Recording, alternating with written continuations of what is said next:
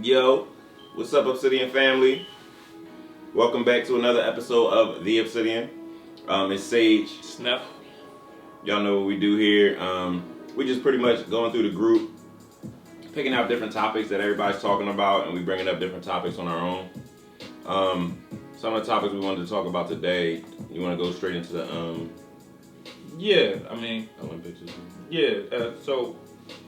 I don't even know how it came to my attention. I think I was getting ready for work, and I heard on the news, the newscaster said that the Olympics is now banning, I don't know if now, but they're banning any Black Lives Matter propaganda is what they're calling it. They're saying they're trying to say any Right, but they specifically said Black Lives Matter. That's what our media said. What you mean? I think that because you're talking about Japanese media, it's it's in Japan, right?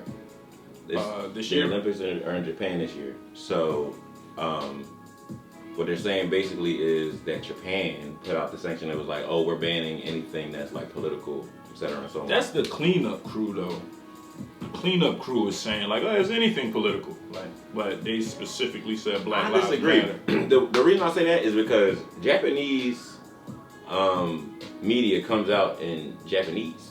Right. So then, like, anybody, if I translate something to you in a different language, like, I can tell you whatever the fuck out. You know what I mean? So you can't trust the source on that. Yeah, so what we're hearing is saying Black Lives Matter, but how many of us actually speak Japanese? Show me the Japanese article that specifically says. Right. You know what I'm saying? They I'm pretty sure that they said political, but I think that they're trying to make it a point to drive the narrative towards Black Lives Matter because they want the black people to do something reactive. They've been wanting us to do something for a while, I feel like.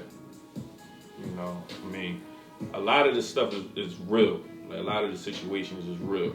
Mm-hmm. And have been since you can, date it back. Like, you know what I mean? Rodney King, shit that wasn't caught on camera, shit you just go through. I think the introduction of social media is just that we see it more often now. Mm-hmm. But it's certain things that, and this was years ago, I was noticing the trend of people being murdered on camera started to like fill my Facebook timeline. No, but you know what the difference is? I think Will Smith said it the best because that's honestly the fact. The thing that everybody's all like publicizing now and all big about is because we didn't have the Rodney King thing was a thing because it was filmed. Right. It's not like Rodney King was the only person that was the first person that happened to. Yeah, it's the same thing. Like the same thing with Rosa Parks. Rosa Parks wasn't the first person that sat on the bus and refused to move. It's just that her situation got publicized the most. So then you have that commonality with Rodney King. The episode of the Boondocks, I think, is funny as hell. With oh yeah. I was saying like, it was a group of us that was supposed to sit on the bus, and she got all the publicity. Yeah. But if you ever look up the movement, if you ever look up that time period, that really was the case. Same thing with Rodney King. He wasn't the only person that was getting his ass whooped in the street by the police. Same thing with me. My shit was on camera though. My shit was on camera. But we live in a different time period where it's like now everything's on camera and we can film all of these situations happening and stuff. So now it's just more publicized. But I say that to say that when it first started becoming a trend that I noticed, like I said, it was hitting my timeline a lot, and I had this feeling, I had this internal feeling like, yo, there's an agenda to rile us up or something. Like, it just felt like someone wants us to do something. Mm-hmm. I don't necessarily know if it's us that want us to do something, but I felt like, yo, is there like a civil war coming or something? Like, yeah, it just started feeling real eerie. Like, it's like an eerie feeling. I know what you mean. I feel the same way. I feel like we're kind of like being shifted into a position. And somebody putting a battery on our back. Yeah, like oh, y'all should do something. Because think about how everything is falling into place. Like the Asian hate thing right now, right? Yeah. They're already passing laws.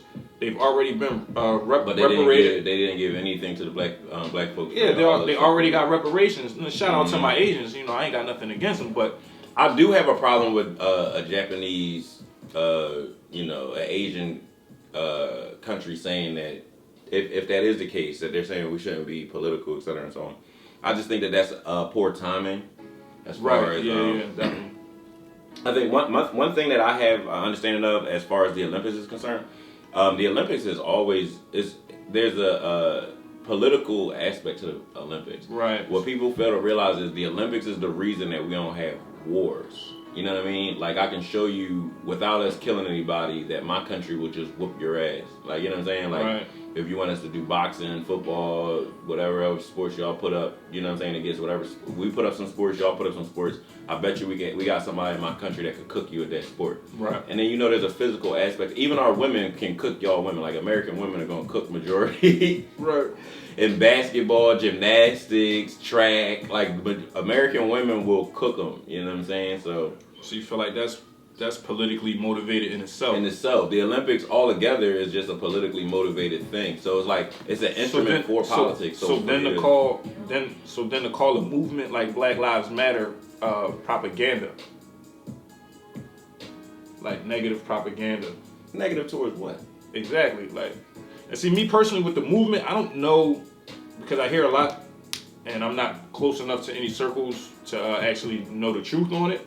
But like, there's some, so like they're just saying there's a Black Lives Matter actual group that gains profits and stuff like that. Yeah. Like, that it's not benefiting black people. Like, black people don't sit at the top of that pyramid. I disagree.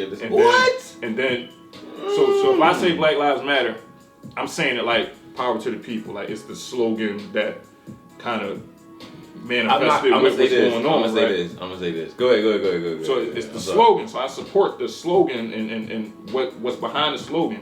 The actual organization I don't know about, but I've heard that the organization is not black people. It's not. It's if that's true. Right. I understand. I feel like the black culture has to kind of like pick its battles. The NAACP, right? Right. Y'all remember the white lady that was like pretending that she was a light-skinned black woman? Yeah. She had the face. Yeah. Oh yeah, that was a couple. She did some great things for the black culture. Right. So you like Harriet Beecher Stowe. No one to hold them, no one to fold them. Yeah, like, are you serious? Harriet Beecher Stowe wrote a book, Uncle Tom's Cabin, a long time ago. Nobody gave a shit about what Frederick Douglass was talking about until you understand what I'm saying? Like, until, like, you gotta have an ally in the struggle that shit. Yo, I've heard that from every major organization. The Panthers wasn't just like, oh no, it's black over here, fuck white people or anything like that. You can't join the Panthers, but what you can do is black people organize a bunch of allies over there. I'm gonna say this, and I know a lot of black people are gonna like hate me for it, honestly, but I don't really give a shit. I think black people as a whole around the world. Hold up, what you about to say, man? I think that black people lack the backbone to be the world power. The backbone, the confidence, the courage. No, black people are sharers by nature. Like, we share our culture and we teach other people things, and we're like, we do that to people. Nature shares. Yeah, even think the idea that majority of the things that you have, the gas mask, traffic light, you know what I'm saying, peanut butter, anything that you could name really was kind of like majority, like the music you listen to, everything is created by black people. Black people that were impoverished and kept back and kept down. It's like, but that's a fact. I agree. It's something you said. I just heard. Shout out to LSD. I just heard her say something that you said back in the day too. It kind of mirrored the same feeling. She said, "It's crazy." Hopefully, I paint this picture right. She said, "Think about being created, like God creating you and giving you a talent." Like, specifically for you, this is going to be your talent, your special, and then picture you just wasting it and I think you said that at one point, like, yo, or it was either you or Real, and said, like, don't waste your talent. Like, it's something as simple as making music. You know what I'm saying?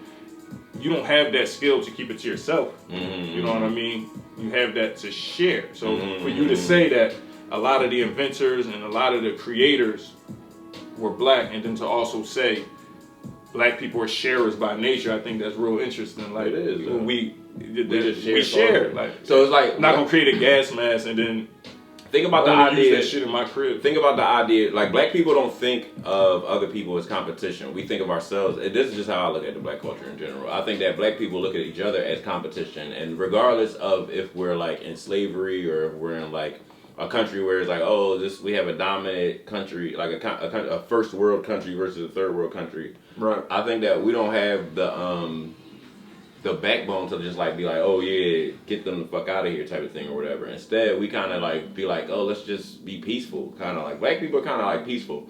And what bothers me about that is that we do have things like gangs and stuff like that. But think about the idea of like the Ku Klux Klan being a gang. Right. That goes and torments. Like the gang didn't get together to go torment people that torment us. No, they torment. The gangs majority torment their own neighbors and stuff like that. Torment their own community. So then at the end of the day, it's like, why? What are you doing good for your own culture or whatever? But extinguishing flames that could be burning a little bit longer. You know what I'm saying? Right. That's just how I look at it or whatever. And I know people are gonna like be like, "Fuck you, Sage," but hey, sorry. That's really how I feel and shit.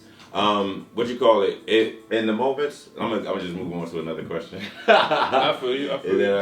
In the moments where you knew you were settling, what made you stay longer in a relationship? Somebody asked that, Joe. The moments you knew you were settling. Monique asked that. One must first come to the conclusion that they're settling. Now I gotta fit, did I ever settle? I settle with business relationships all the time. I feel like I think those are relationships. I don't feel like I ever settle. I love all the women that I ever dated and shit like that. So I don't really have that standpoint. But I do feel like I put up with something longer than I should have.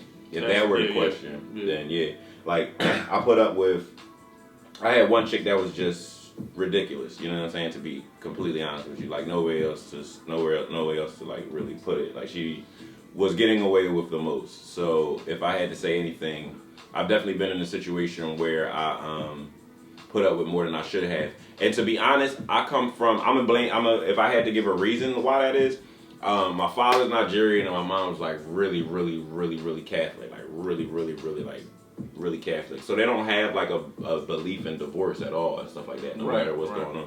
So I kind of inherited that too, where I just don't really believe in. I will put up with whatever and shit like that just to not break up and shit like that, to be honest. So. Yeah, that's a fact.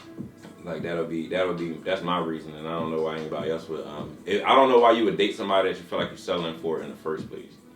Yeah, I'm trying to put myself in that mind space where, in the minute I know I'm settling is when it's over. Mm-hmm. You know what I'm saying? So I don't know how you. I'm assuming it would have to come from a space of like not being confident, maybe, or having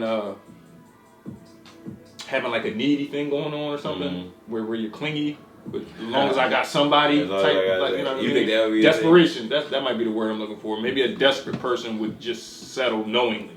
Mm-hmm. You know what I mean? Usually, if you might hear you're settling from someone else, looking at your situation like, why do you settle? You know what I mean? I think that's like a. But even that is derivative of like probably some type of ulterior motive or something like that. That's outside looking and shit though. Yeah, that's what I'm saying. That's like somebody thinks you could do better than what you did. Right, and I can't really think of anything other than that though. Like far as I know a lot of people that thought that I could do better than. But when do you think you can do better, but you don't? How would you do that? Like I disagree. I could do better with this. I could do better than her, but I won't. That how you feel both of those ways at the same time? How can you feel that you can do better than somebody and not do better than that person? To me, I get that too. All right. If you put it that way, like, so I've dated women that I feel like I've dated different range. I date around, you know what I'm saying? So I date like different ranges of women. Some women I date are like, God damn, you know what I'm saying? There's some women I dated are like, you grown up. Yeah, like you alright. Like she's cute, whatever. But I'm not that vain, like for real, that I have to date like the baddest. Every experience is an experience. But I'm not gonna lie. I do say this about myself. When I'm dating a woman that's a dime and shit like that, then it's whatever and shit like that. But then when I'm dating a woman that's not as bad as women, like I know I could go get a bad ass joint. I know I could go. You know what you're capable of. Yeah, and then if I'm dating a woman and I'm like, you talking to me like what exactly? Like I don't think that it's $1 worth of dimes sitting right over there. And they thirsty.